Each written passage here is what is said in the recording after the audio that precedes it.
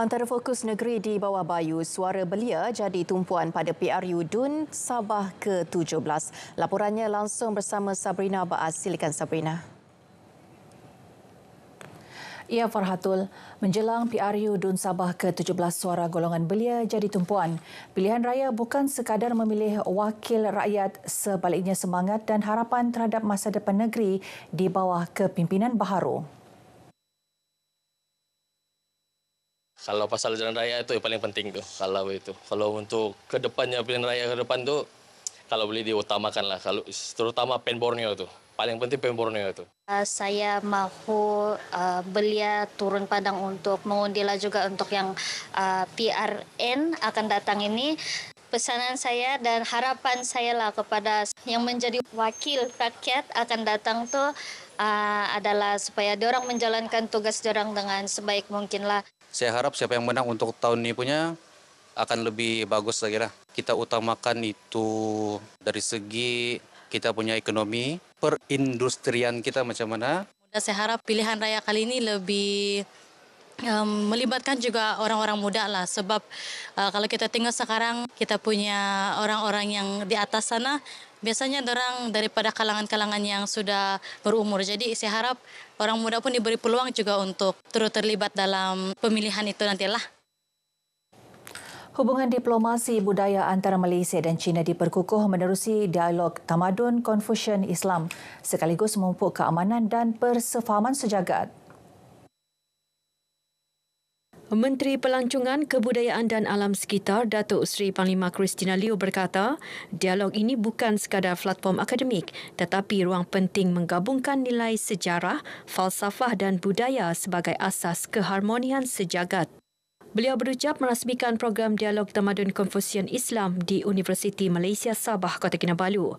Menerusi hubungan Malaysia-China, Sabah menikmati pelbagai manfaat dalam sektor pelancongan, pendidikan, penyelidikan dan pemeliharaan warisan budaya.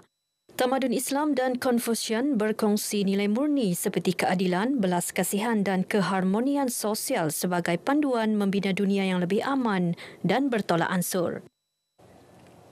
Usaha memperkasa pembangunan dakwah di Sabah terus dipergiat menerusi penganjuran Bulan Dakwah. Program Anjuran Pertubuhan Islam Seluruh Sabah Usia dengan kerjasama Kerajaan Negeri, MUIS dan Jahins. Yang di-Pertua Usia Datu Sapawi Ahmad berkata, program dilaksana di 6 zon seluruh negeri termasuk pantai timur seperti Tawau, Semporna dan Lahadatu. Dan sudah semestinya ini satu asas yang kuat dalam pembangunan usia supaya dia melakar satu sejarah yang begitu lama ditubuhkan, dan saya fikir ini salah satu program yang menjadi benchmark pada tahun inilah yang mempunyai sambutan yang sangat memberangsangkan. Kejayaan ini sebagai bukti masyarakat Islam dahagakan ilmu agama serta pengisian rohani. Alhamdulillah, kita bersyukur kerana program ziarah dakwah ini mendapat sambutan yang luar biasa. Sudah pasti gerakan dakwah ini akan sentiasa berterusan. Lebih 20,000 orang hadir memeriahkan program ziarah dakwah bersama pendakwah terkenal Profesor Dr. Ustaz Abdul Somad di Kompleks Sukan Lahadatu. Hubungan ukhuwah Islamiah antara Sabah dan Indonesia terus diperkukuh menerusi program dakwah. Usaha tersebut direalisasi menerusi ceramah di beberapa lokasi terpilih. Antaranya di Kota Belut, Putatan, Lahadatu dan Bongawan. Mudah-mudahan apa yang kita sampaikan ini menjadi amar ma'ruf nahi mungkar, menyebabkan turunnya rahmat dan barakah. Sabah baldatun thayyibatun wa rabbun ghafur, boleh hidup bersama dalam harmoni, dalam persatuan. Allah memberikan keberkahan buat kita semua, insya-Allah. Beliau ditemui media selepas mengadakan kunjungan hormat terhadap Yang di-Pertua Negeri Sabah, Tun Musa Aman di Istana Seri Kinabalu. Usaha menerapkan gaya hidup sihat dalam kalangan pelajar terus diperkasa. Ia menerusi penganjuran program Bulan Malaysia Sihat Sejahtera BMSS di peringkat sekolah. Program ini dilihat sebagai platform terbaik untuk meningkatkan kesedaran kesihatan sekaligus menyeimbangkan kehidupan murid yang kini lebih cenderung kepada penggunaan gadget. Saya berharap supaya program ini akan diperluaskan lagi, bukan sahaja untuk 5 buah sekolah, tetapi mungkin kita akan tambah lagi, supaya lebih banyak program yang kita boleh buat dan melibatkan lagi ramai murid, dan kesedaran itu akan lebih luas kepada murid-murid lain lagi. Seramai 800 pelajar melibatkan 5 sekolah menyertai program ini. Prosiding inkuest Zara Khairina, saksi kanak-kanak ke-16 yang juga merupakan saksi ke-25 menyambung keterangannya hari ini. Saksi yang mula memberi keterangannya pada Khamis lalu ditemani ibunya diminta untuk menjawab soalan diajukan peguam.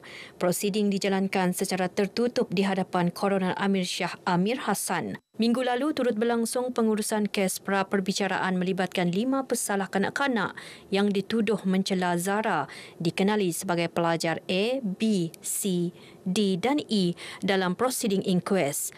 Hakim LC Primus menetapkan perbicaraan berlangsung dari 8 hingga 19 Disember depan.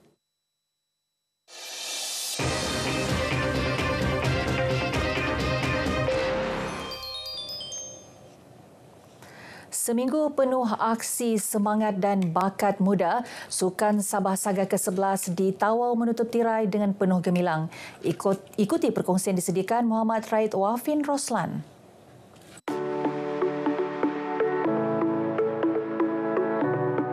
Dengan tema Terbang Tinggi Menang Gemilang, Saga bukan sekadar medan persaingan tetapi simbol perpaduan dan kebangkitan sukan.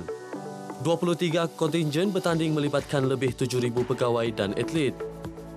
Dan pastinya mereka yang mempunyai bakat ini akan dijadikan pelapis. Dan impaknya ialah kita melihat bahawa ramai atlet-atlet muda ini telah menunjukkan kesukanan yang begitu tinggi. Penyudahnya, Kota Kinabalu dinobat juara dengan menggondol 28 emas, diikuti Papar 20 emas dan Sandakan di tempat ketiga 19 emas. Antara bintang yang menyerlah, atlet muda berbasikal dari Tawau Akmal Takif Begodi membawa pulang 5 pingat emas sekaligus dipilih olahragawan Saga ke-11. Syukur Alhamdulillah karena saya mendapat olahragawan kali kedua. Terima kasih kepada kedua ibu bapa saya yang saling support saya dari awal sampai akhir sampai sekarang di sini. Dan terima kasih juga kepada coach-coach yang di luar yang training saya dan MSN. Bagi acara bola sepak pula, kehebatan kontingen Tenem mencuri perhatian apabila muncul juara dalam ibu segala pingat.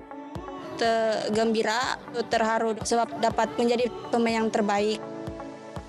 2 tahun yang lalu saya hanya dapat medal saja. Saya sangat bangga tahun ini dapat pemain terbaik.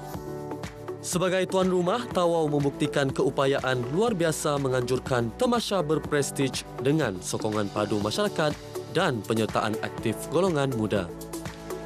Inilah salah satu keistimewaan yang terdapat di Tawau. Apabila kejuaraan Saga ini diadakan, yang mendapat sokongan yang begitu baik daripada para penyokong. Kalau kita lihat sendiri pun penonton-penonton begitu ramai. Dan kita juga melihat juga bahawa belia-belia yang ada sekarang ini pun ramai yang datang untuk memastikan, memberi sokongan. Bagi saya, semakin ramai anak-anak muda untuk menceburi bakat, memberi peluang lah untuk mencukil bakat yang terpendam, khususnya dalam daerah pendalaman. Dari semangat kesukanan hingga kesorakan penutup, Saga ke-11 di Tawau bukan sekadar tamasya tetapi simbol kebangkitan sukan Sabah dengan lahirnya bakat baru dan harapan untuk edisi seterusnya. Muhammad Raid Roslan, RTM.